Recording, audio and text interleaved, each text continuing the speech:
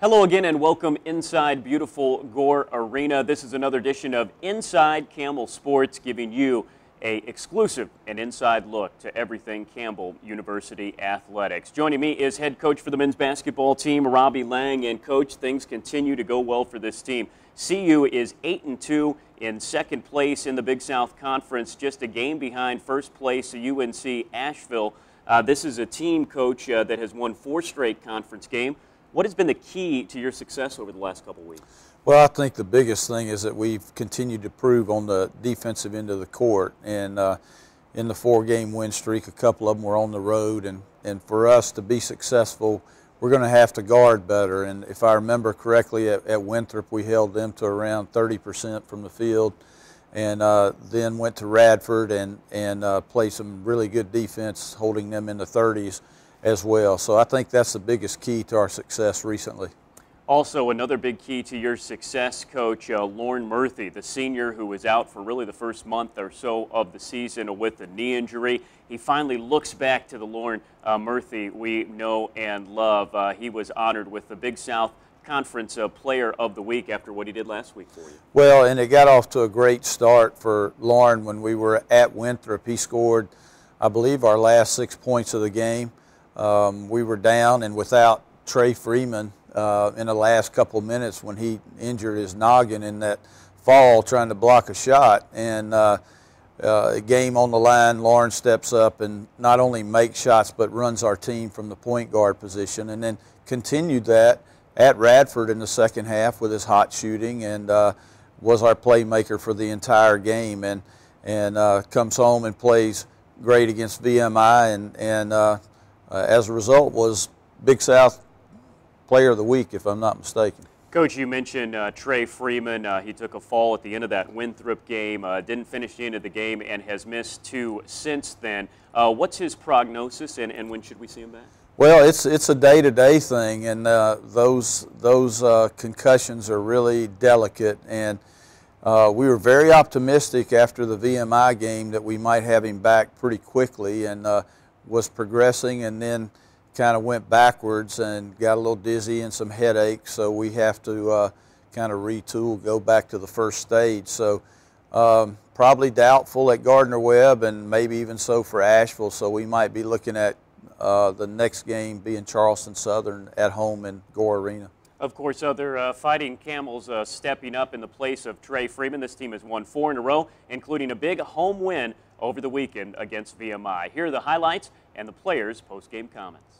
Darren White and Eric Griffin posted double-doubles as Campbell defeated VMI 80-73 at Gore Arena. Griffin scored 25 points, grabbed 10 rebounds, and blocked 4 shots, while Darren White added 22 points and a career-high 16 boards, as well as 8 assists for the Camels, who won their 4th straight game, this time in front of nearly 3,000 at the Pope Center. Lorne Merthie added 14 points, including 4 3-pointers. He would be named the Big South Player of the Week, as Campbell stayed in second place in the Big South Conference. I came out real aggressive. Really need to get on the boards. Coach Berger's been really getting on me, talking about I really need to get on the boards. We'll really win if I do. And, you know, I just tried to do that. I actually went to the boards today and got 16 of them, so it was good. I want to just come back more positive, stay aggressive on the court, do whatever it takes to win to help my team win. Coach tells us just go out there and have fun each and every game, so that's what we do, go out there and have fun, enjoy ourselves. You and this team have now won 4 straight Big South games. What has been the key? Intensity, I believe, and energy. We've been really going hard, really getting gritty on the defensive end, and been really taking it to, teams. Had a few lapses, but we're limiting those lapses now. Highlights and post-game comments of that great win over VMI. And Coach, at halftime of that ball game, the 1976-77 Fighting Campbell basketball team was honored. Of course, their last year in NAIA, they were the national runner-up in the national tournament there. Earlier this year, we had the 20-year reunion of the NCAA tournament team. And it's interesting, Coach, I'm sure, as you are well aware, this is a basketball program that has had high points. They've had some kind of tradition. You guys are just trying to make that sustained tradition. Well, there have been some great moments in Campbell basketball history, and you mentioned NAIA, and then going on to Division I and making an NCAA appearance. And there's been a little time between the last appearance and hopefully very soon another appearance coming for the Fighting Camels. But you know, with each step, there's progressions that need to be made, and as a university and as a basketball program, I think we've taken huge steps, and I hope we can continue some strong success and honor those people that have given so much to Campbell in the last 40, 50, 60 years of basketball. As you know, Coach, 2 years ago, you guys with the regular season Atlantic Sun Conference title, and last year, really after a great start of the season, you were headed that direction again. So many injuries kind of derailed your plan. You didn't have a full team out there for the last couple months of the season, and here you are again battling for a Big South Conference title, showing that sustained excellence is starting to roll. Well, it was a lot of fun to win the conference title in the ASUN a couple years ago, and out of the gate at 7-3 with wins over Wilmington, Auburn, Middle Tennessee, Western Carolina, it looked like we were headed that direction again. And you mentioned the injuries, and it was a struggle the rest of the year. And this year's success has proven that was an aberration to what we have done here. And as you mentioned, we're right in the thick of things, and have a chance by the end of the week to move into first place. Have to play well, but it's a very possible goal. We take a closer look now at that 1976-1977 NAIA National runner-up team. At halftime of the VMI game, Campbell honored one of its all-time best teams. Nearly 35 years ago, Campbell concluded its tenure in NAIA by becoming the first unseeded team in the 40-year history of the national tournament to advance to the finals of the event. After winning the NAIA District 29 title, the team was one of 32 across the nation to advance to the national tourney at Kansas City. Under the direction of Coach Danny Roberts, the Fighting Camels won 4 games in the national tournament before falling to Texas Southern in the final. We had such a wonderful bunch of young men working with us. They love basketball. I couldn't keep them out of the gym. That year, it just, things were kind of shaky, and right at the end, they had to win the last game to get in the playoffs, and we went on the road, won the game, and things just started rolling, and we went out to Kansas City, and it was just a magical run. 11 individuals from that 1977 Fighting Camels team returned to Bowie's Creek for a reunion, including Sam Staggers. Staggers was also inducted into the Campbell Sports Hall of Fame on that day. Staggers was an NAIA All-American, averaging 18 points and 10 rebounds a game in 1977. Almost as impressive was Staggers' 3-decade playing and coaching career in Belgium's professional basketball league. I was drafted by the Harlem Globetrotters in '77, but I didn't really like that basketball that much. So I basically went to Belgium just to play for a year and wound up staying over there for 35. But what really happened was the first year I was there, I played with a basketball team, and we won the championship. And they asked me to come back. After we won that championship, I went back.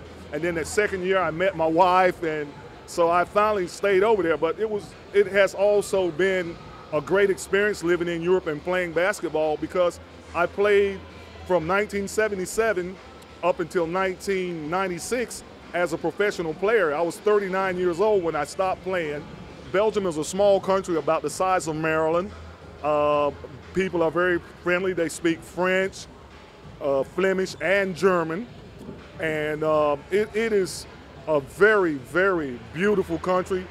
The only, I would think, bad part about it is it rains a lot in Belgium. I'll always be a Camel. It's always, even when I was away, I was always looking at their scores and thinking about things that were going on here, and it's just such a beautiful facility. I think it's just perfect for the size here at Campbell, and of course we love to play in that old gym, but this is so much prettier, and I'm really proud of what they're doing here. You can see from the film clips that it was another packed house here last Saturday at Gore Arena. Close to 3,000 strong were here, and Coach, that's another point that has been, boy, a really high point in what has been a great season so far. This is a arena and a team that leads the Big South in total attendance for home games and is first in conference attendance, with more than 2,000 coming in here a game. And it really has created a great atmosphere for you and a hostile atmosphere for Big South opponents. Well, it's been great, and I think it's only going to get better. We have 2 Thursday night games remaining, a Saturday afternoon contest remaining, and hopefully we remain right in the thick and putting ourselves in position to win this title. Everybody loves to win. There's no doubt about that. And a magnificent arena, a very, very good basketball team, and some nice pieces coming together. It's a lot of fun, and the crowd really helps our team. There's no doubt. I know they get excited with the dunks, but I assure you, you fuel the energy that creates that show as well. Unfortunately, that energy won't get out here this week for you. You guys hit the road again, a very road-heavy schedule at the end here. You go to Gardner-Webb on Thursday, and then if everybody in the conference takes care of business, and we know how tough it is out on the road, but if you get a win there, you set up, again, a chance to get back in first place when you take on the conference leaders, UNC Asheville, up in the mountains. Well, we struggled with Gardner-Webb here. They're gritty. They play with a lot of heart, very well coached, and you know, we're going to focus on that, but yeah, we do know what the consequences are if we don't do well there.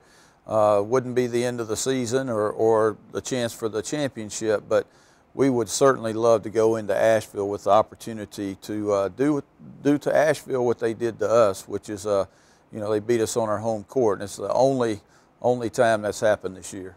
Coach Laing knows about how important the home court advantage is. It has been the same for the women's basketball team. The women winning again at the beginning of the week. They are 9-0 at home. And here are highlights and post-game comments from that win against Coastal Carolina.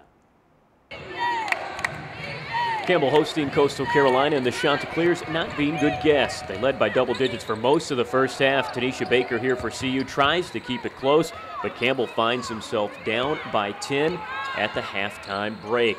Second half, though, a much different story. Campbell starts the half with a 13-5 run, and Baker to Caitlin Bass here ties the game at 39 with 12:02 to go.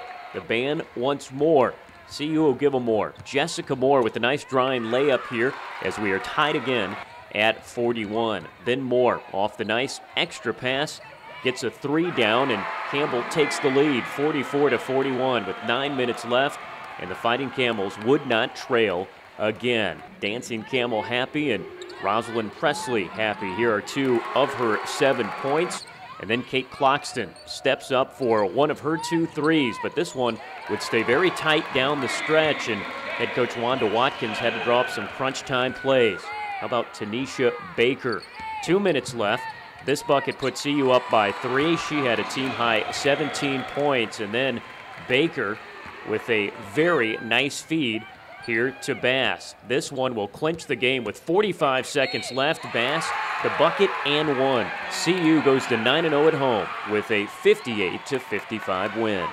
Our coach was talking to us at halftime, and she said that we just weren't playing our game. You know, we needed to step it up and play a lot more intense in the second half, and we did. The first 5 minutes is one of the most important things of a game, an entire game, and we stepped it up. I believe our defensive intensity definitely sparked the comeback. We were at halftime, and Coach was like, we need to kick it up a couple notches, and I believe we did just that once we started the second half.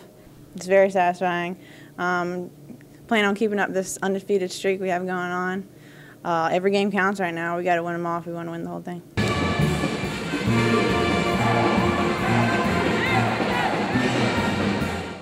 Well, the season is winding down for the Campbell swim team. They have just one more home meet in their pool. It's coming up this Friday, January 27th. It'll be Senior Day for the Campbell swim team.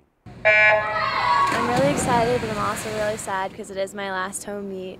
But we have a great group of girls, and it'll be sad to leave them all. It's going to definitely be bittersweet, and I'm probably going to cry, but I'm going to be really happy for the girls, and I'm excited. It's going to be an emotional experience, too, I believe. Just been with Pascal and the girls for 4 years. We came in as a class, and it's just going to be hard to let them go. Libby, Sanderson, leader, captain, part of SAC, came as a walk-on. I'm so proud of her. She's a great lady. She's going to do great things. Then you have Cameron Goals from Virginia. She really improved a lot. I still remember how shy she used to be and everything, and the way she has grown up. Nice young lady. Missy, she's going to be a wonderful working pharmacy school, successful lady. And then Emily Michael also, she could not swim this year, but she came in and she swam very well the first 3 years. Really, unfortunately, she got sick, and she's helping a lot with helping me coach. And she's going to be a really wonderful person when she graduates. All four will graduate, and I'm proud of them, very proud of them. Again, Senior Day for the Fighting Camel swimmers is coming up this Friday on January 27th. Wrestling is also in town this weekend. They'll be right here at Gore Arena Thursday the 26th and Saturday the 28th. Your next chance to see some home basketball coming up when the men play next week on February 2nd and the 4th. That fourth game is part of a doubleheader with the women. The women playing, of course, on the 4th before the men, and then again on the 6th. You can find all this great information, including highlights, tickets, and this show, Inside Camel Sports, on your source for Camel Sports, gocamels.com. For head coach Robbie Laing and everybody else that produced this show, I'm Chris Haymeyer saying so long from Gore Arena, and thank you for joining us on Inside Camel Sports.